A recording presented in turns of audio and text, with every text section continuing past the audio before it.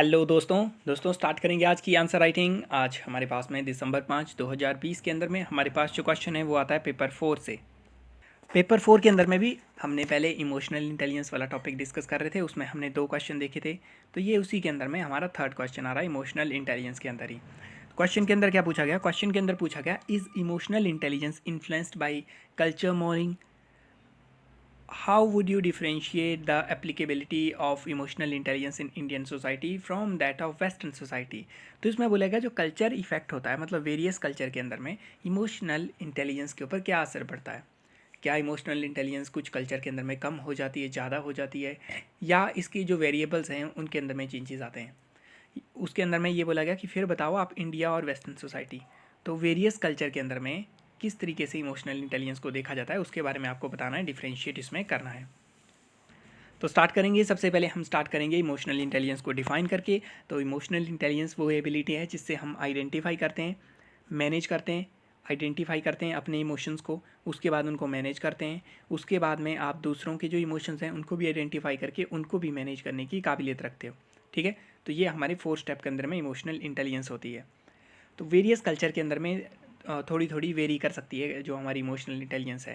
Actual के अंदर में वेरियस कल्चर में कौन से इमोशन को ज़्यादा प्रोमिनेंस दी जाती है, कौन से इमोशन को अच्छा समझा जाता है, बुरा समझा जाता है, उसके अनुसार आपकी इमोशनल इंटेलिजेंस डिफरेंट कल्चर के अंदर में डिफरेंट हो सकती है।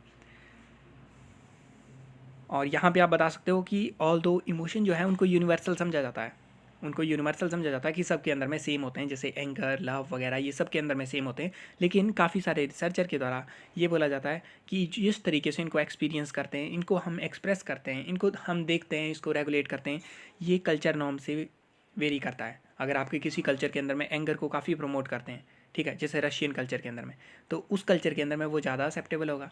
अगर इंडियन कल्चर में जैसे एंगर को कम प्रमोट किया जाता है, एंगर को नेगेटिव तरीके से हमारे स्क्रिप्चर के अंदर में भी नेगेटिव तरीके से प्रदर्शित किया गया है, तो एंगर को उतना अच्छा इमोशन नहीं माना जाता, तो इसको नेगेटिव तरीके से देखा जाता है। तो वैसे ही वेरियस कल्चर में ये वेरी करते हैं। ठीक है, तो हमारे कल्चर का क्या इफेक्ट होता है? कल्चर के होते हैं 2 इफेक्ट। एक, कौन से इमोशन नेगेटिव या पॉजिटिव हैं वो कल्चर डिसाइड करता है। किसी कंट्री में जैसे रशिया के अंदर में एंगर अच्छा समझा जाता है। दूसरा, इमोशन कब एक्सप्रेस करने चाहिए, कब पब्लिक में एक्सप्रेस करनी चाहिए, क्या पब्लिक के अंदर में फ़ाइट करना अच्छी बात है, पब्लिक के अंदर में कैसे होना चाहिए, आपको असर्टिव होना चाहिए कि साथ में मिलके चलना चाहिए, सब लोगों को साथ में लेके चलना चाहिए। तो ये सब चीज़ें, 2 चीज़ें डिफरेंस होती हैं। एक, आइडेंटिफाई करना इमोशन पॉजिटिव है नेगेटिव, और आपको एक्सप्रेस करना है अपना इमोशन, कहाँ पे करना है, कितना करना है, वो भी।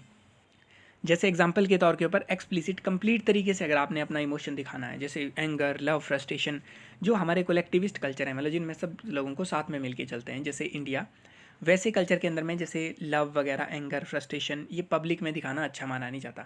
जैसे लव की भी बात करते हैं तो पब्लिक के अंदर में दिखाना इसको अच्छा नहीं माना जाता। लेकिन इंडिविजुअलिस्टिक कल्चर जैसे यूएसए, वेस्टर्न कल्चर, वहाँ पे ये सब चीज़ें अच्छी मानी जाती हैं। ठीक है, ओपनली आप लव करो या एंगर वगैरह दिखाते हो तो आप इंडिविजुअली खुद को असर्ट करते हो।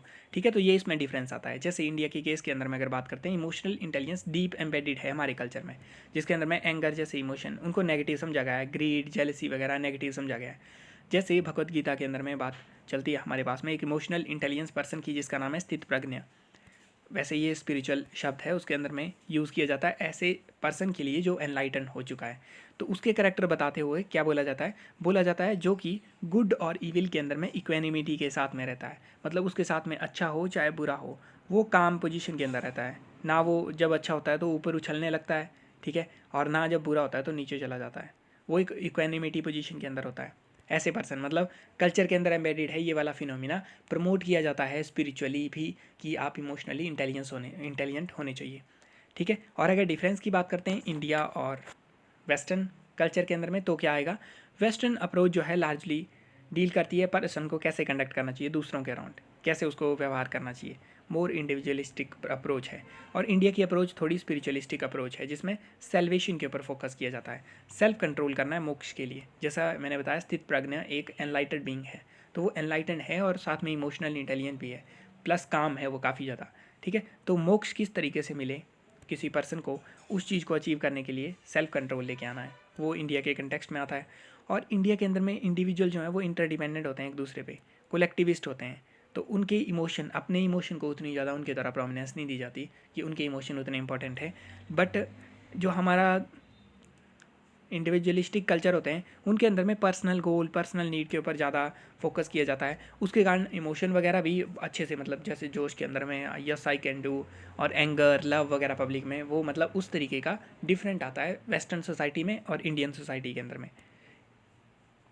इसमें ऐसा कुछ नहीं है कोई कोई सुपीरियर है, कोई इन्फीरियर है, बट डिफरेंस है, कल्चर के अंदर में डिफरेंस देखने को मिल रहा है। फिर इंडियन एम्प्लॉय की बात करते हैं, कंपनीज़ के अंदर में काम करते हैं, तो उनको ज़्यादा मतलब एक तरीके से हायरार्ची टाइप ज़्यादा पसंद होती है। इंडिया में वैसे भी काफ़ी ज़्यादा हायरार्ची है, गरीब अमीरों के बीच में हायरार्ची है, कास्ट सिस्टम के अंदर में, ठीक है। और हमें मतलब हमारी सोसाइटी थोड़ी स्ट्रेटिफाइड तरीके से है, तो हमें उस तरीके का ठीक लगता है। थोड़ा बाबू लोग, अगर कोई सरकारी छोटा मोटा क्लर्क भी हो तो भी मतलब वो बाबू होता है हमारे लिए, वो हमारे लिए कुछ काम कर देगा। तो पावर काफ़ी ज़्यादा है, मतलब पावर का डर काफ़ी ज़्यादा है, अथॉरिटी वगैरह वो डिफरेंट लेवल के ऊपर काम करती है। तो वेस्टर्न सोसाइटी के अंदर में थोड़ी इक्वालिटी लेवल के ऊपर चला जाता है वो। तो इंडियन एम्प्लॉय ज़्यादा प्रेफर करते हैं डायरेक्ट सीधी approach, leadership focus, boss type approach, task oriented. Whereas participatory style advocate किया जाता है वेस्टर्न मैनेजर के द्वारा, जिसमें सब लोगों से ही पूछी जाएंगी चीज़ों के बारे में। तो आप लिख सकते हो 10 हमारे इमोशन के बीच में कौन से इमोशन को प्रमोशन दी जाती है किसी पर्टिकुलर कल्चर के अंदर, अच्छा समझा जाता है, वो वेरी करता है। इसके कारण इमोशनल इंटेलिजेंस भी हमारी अलग अलग कल्चर में डिफरेंट होती है।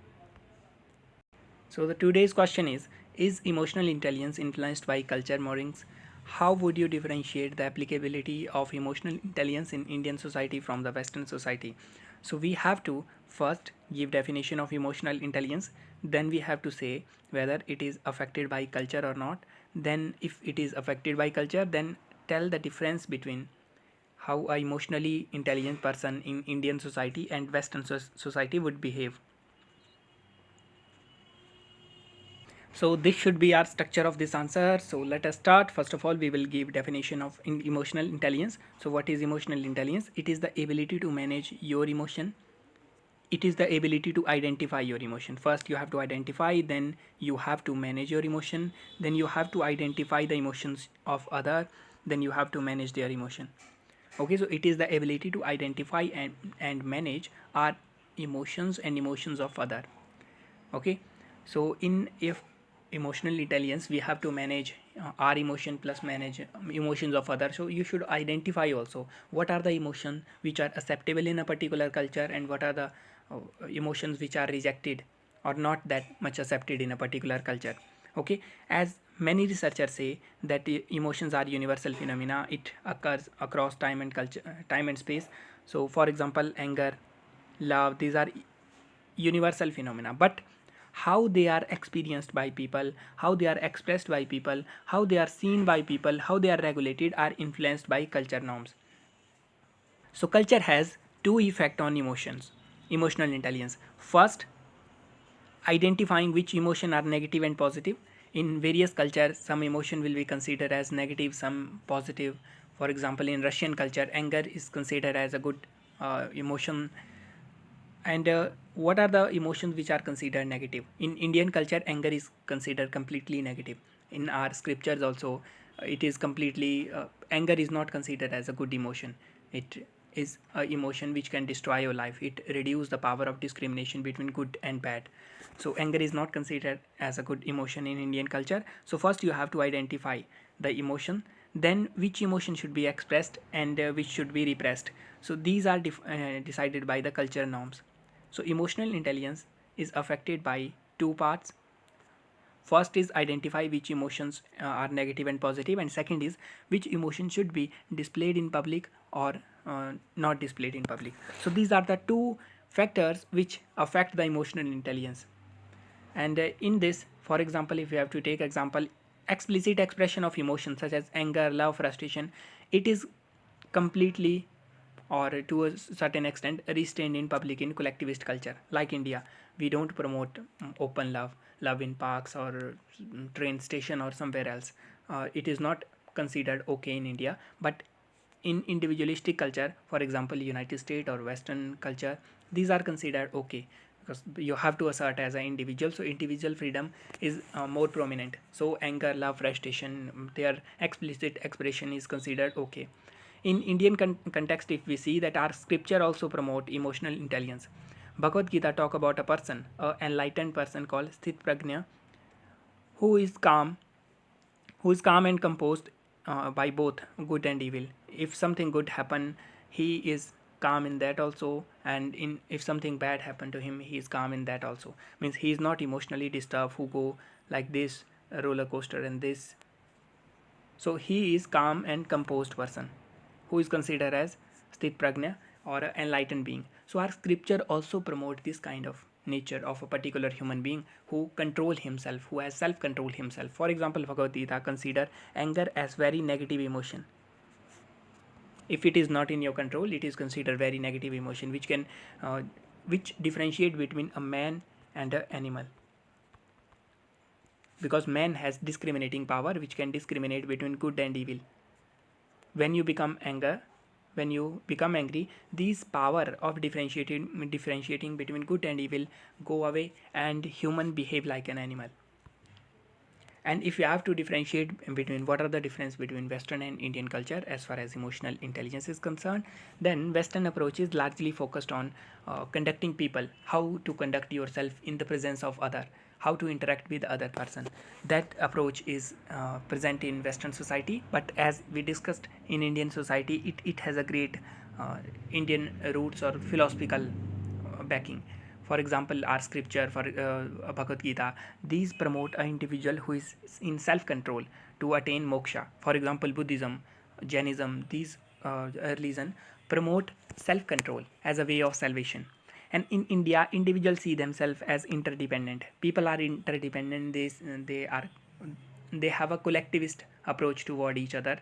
So this explicit expression of emotion like anger, love, frustration, it is not promoted in India, but in Western society these are very much promoted. And because individualism is more prominent and personal need are kept at a higher pedestal. So we are not saying that which Indian culture is better or Western culture is better. These are just differences that we have to understand. And Indian employee in Indian organization prefer more directive, a boss kind of approach, a task oriented approach. But in Western society they promote more participatory approach, because in India we already have so much hierarchy of caste, creed, religion, class system. So that kind of, so in the end we can say that the emotion, which emotion you identify and express, are decided by have a great influence of culture. So yes, we have to say that emotional intelligence is affected by culture norms.